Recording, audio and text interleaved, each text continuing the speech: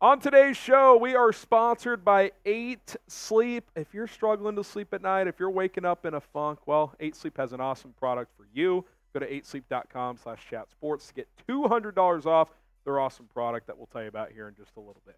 I'm Harrison Graham. Welcome into Bears Now. We got a post-combine Bears mock draft, full 7 rounds following the NFL Combine. A lot of nuggets I heard, a lot of things that seem to be trending in a certain direction. I think you guys know what that is as we shift into the month of March. Are you excited for the NFL draft? If you are, like this video. Hit that thumbs up icon. Bears are in a great position picking at number 1 and number 9 overall. If you're fired up for the draft, go ahead and like this video. All right, 17th mock draft. We are just humming through these. Round 1, pick number 1, Caleb Williams, quarterback USC. I felt strongly about the direction of where the Bears are leaning heading into the Combine. I feel even stronger about it afterwards. All the reporting suggests that is the direction right now. It's not a done deal, but why Caleb at 1? Because I keep getting asked, why? Well, I think he's the most talented quarterback prospect in a while, at least since Trevor Lawrence in the Justin Fields draft and potentially further back. Very productive in college. Guy won a Heisman Trophy. The confidence really stood out to me in person. And that's why I wanted to wait until after the Combine to kind of make my declaration on what I would do at quarterback. But the guy just oozes confidence, which I absolutely love. And he's loved by his teammates and coaches. I've yet to hear a single coach or teammate not even just not say something positive about him, but to even just be neutral. Like, they all give him glowing reviews. Like, you hear it in the reporting, you hear it directly from players and coaches' mouths, so I'm a big fan of that. And this is unfortunate for Justin Fields, but it resets the QB contract clock. It kind of starts a new window of 4 to 5 years where you can have a rookie quarterback on a cheap deal and have a lot of roster flexibility. And look, again, while I was in Indy, he checked the boxes for me. We already knew the type of player he was, and now I just like the type of leader he can be. Everybody questioned that. Everybody was like, he's got red flags everywhere. I didn't see a single one. I just didn't. Like, he's confident, but a little cocky, but not too much. And by the way, you want your quarterback to have some cockiness. And he just believes in himself. Like, and you got to have that. You just have to have that. And if that's a red flag, then, well, Justin Fields has red flags too. Because if you don't think he's super confident and has belief in himself, he does. You can trust me on that one. So, Caleb Williams, the first pick. And before we get to our pick at 9, here's how the first 8 selections went. Caleb, number 1 to the Bears. Drake May, number 2 to Washington. Jaden Daniels, 3 to New England. Marvin Harrison Jr. goes to Arizona at 4. Malik Neighbors to the Chargers at 5. Joe Alt to the Giants at 6. Titans take Brock Bowers at 7. And then J.J. McCarthy. That's my biggest takeaway from the Combine, by the way, that McCarthy's probably going to go top 10. And hopefully for the Bears' sake, he goes top 8, because that could help a guy like Odunze fall into the Bears' lap at number 9 overall. If you get 4 quarterbacks in the top 8, that means you only have to dodge 4 more bullets. And sure, 3 of those could be the receivers, but decent chance one of them gets to 9. If not, Odunze is a stud, man. Like, I mentioned how much I enjoyed listening to Caleb Williams at the Combine. Probably even more so Odunze. This guy's just very likable. He's confident. Seems like a great teammate. And, oh, by the way, he's really good at football. Just under 6'3", over 210 pounds. Tested well. If you guys probably saw at the Combine, he was the last player on the field, basically, trying to hit a 6.6 in the 3-cone drill. He kept trying to hit that number, couldn't quite get there. I've said it before. I'll say it again here. After the Combine, I would love a Caleb plus Odunze combo. Bring those guys in there with DJ Moore and Cole Kmet already established within this offense. I think that would be absolutely fantastic. And you know who else would love a combo of Caleb Williams plus Odunze? Odunze. Take a listen. Yeah, definitely. I got to see Caleb firsthand. I got to see his talents and abilities. So, yeah, definitely. And I know that he has an incredible talent, and I know he's a student of the game and someone who brings a lot of passion and a lot of desire to the game. So, of course, to be paired up with him, it would be something special, I think. I just get fired up thinking about it. I really, really do. How hyped would you be for a Caleb Williams, Odunze combo, duo, whatever word you want to use in Chicago? Scale of 1 to 10. Got to be honest, I'd be at a 10 out of 10. Let me know what you think in the comments. Da-da-da, trade alert. Little bit of a change up here in this one. Justin Fields to the Steelers for Diontae Johnson and a third-round pick. Kind of up in the air what Justin Fields is going to fetch in a trade at this point, but a lot of chatter that the Steelers would be willing to move on from Diontae Johnson, final year of his rookie contract. He may not be super happy there at this point, but through 5 seasons, you look at his numbers, he's been pretty damn productive, man. He's basically averaging 900 yards a year. He's got 25 career touchdowns, 391 career catches in 77 games. That's pretty damn good as well. It's like 5 catches a game on average. I know we're all scarred from the Chase Claypool experiment, but I don't think this would be the same thing. And this is also kind of low risk, right? You bring him in, you get a third as well for Justin Fields, and all of a sudden you look up, you got DJ Moore, Odunze, and Diontae Johnson if it plays out this way. That's a pretty formidable duo. At times, Johnson's been a 1. I think he's more of a 2 or a 3. I think he's a good 2, excellent 3. I think he'd be a little bit of an upgrade over a Darnell Mooney, or even if he's in the similar tier, that's fine. You know, Mooney's ideally your number 3 anyway, so certainly would be open to this.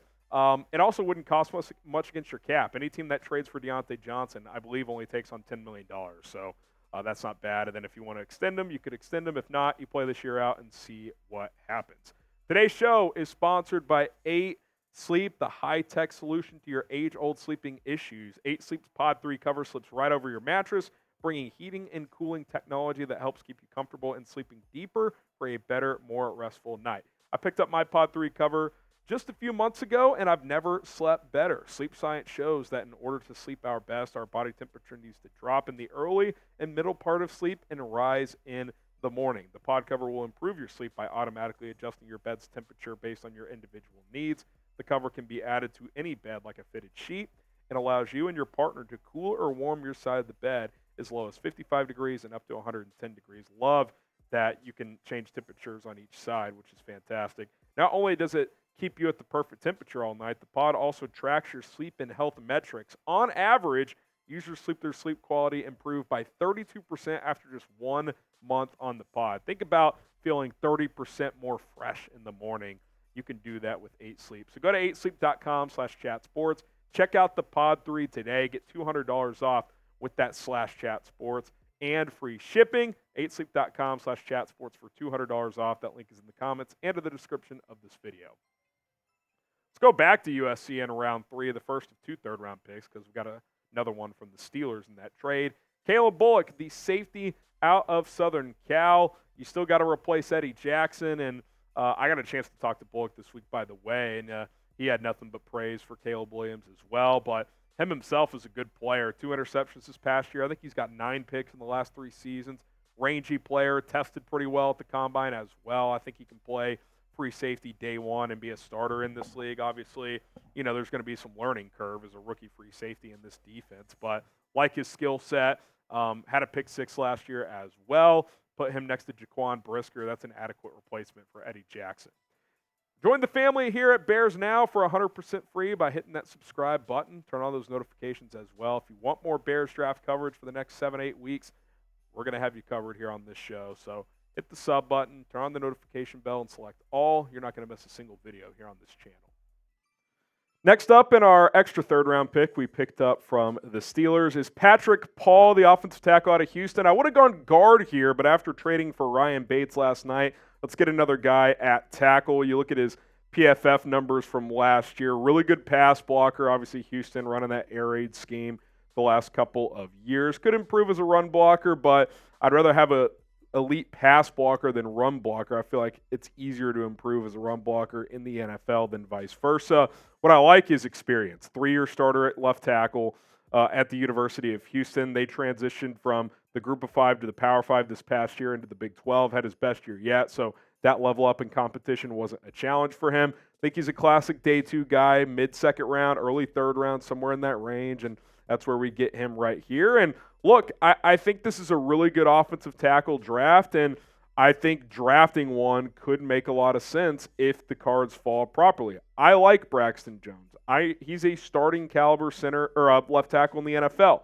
But if you can upgrade at that position, you certainly would consider doing so if you are the Chicago Bears. At minimum, it's competition. He could be your swing tackle. Maybe he pushes Braxton Jones and wins that job outright. So I like the move. He tested well at the NFL Combine. I think he'd be a very good fit here in the third round. Day 3 here, Mohamed Kamara, a guy we've taken a few times in our mock drafts. Round 4, pick number 111. I actually talked to him a little bit too. Intriguing young player. A little undersized, but production was awesome. Motor is fantastic. And he also tested really, really well at the NFL Combine. Had some of the better agility numbers and explosive numbers among edge rushers as well. I think he can be a rotation guy right away. He's probably never a starter in this league because he's only about 6'1". But he was talking about how his kind of lower gravity really helps him get some leverage oftentimes since he is lower to the ground compared to some offensive linemen he goes up against. So maybe he could use that to his advantage. A guy like Andrew Billings at a different position has shown the ability to do that. I mean, a guy like Aaron Donald has made a living doing that. And future Hall of Famer. Not saying Kamara is going to be Aaron Donald, but sometimes being lower to the ground has its benefits as well. Name a Bears draft sleeper. Who's someone you'd like to see on day 3 end up in Chicago? Maybe it's Mohamed Kamara. Maybe it's Maason Smith, who former 5-star recruit, extremely talented player, had some injury issues, had some off-field issues at LSU, never reached his potential, which is why he's sitting here in the 4th round. Certainly a high-risk, high-reward type of player. But in the 4th round, I think the Bears roster has made enough strides where maybe Ryan Poles is willing to take this swing. Like he said last year, they weren't in a place to take Jalen Carter in the 1st round. And I completely understood and agreed with that decision. By the way, that's worked out pretty well. Darnell Wright's been good. But Maason Smith in the 4th, guy is a really good athlete, 6'5", about 310 pounds. He fits the profile of a textbook defensive tackle. Now, is he ever going to reach his potential? I don't know. I was at his podium for a bit during the Combine. I liked what I heard from him, but he hasn't reached his potential up to this point. But he's got the skill set and the tools to do it. I think on day 3, I'd be willing to take a swing. But no 6th or 7th round picks as of now. Grade today's Bears mock draft. A, B, C, D, or F. Don't forget we got Diontae Johnson in there as well. A, B, C, D, or F. Drop a letter grade down in the comments. And don't forget to subscribe as we will have more Bears coverage as the offseason progresses. Free agency gets going next week. Lots to come. Bear down.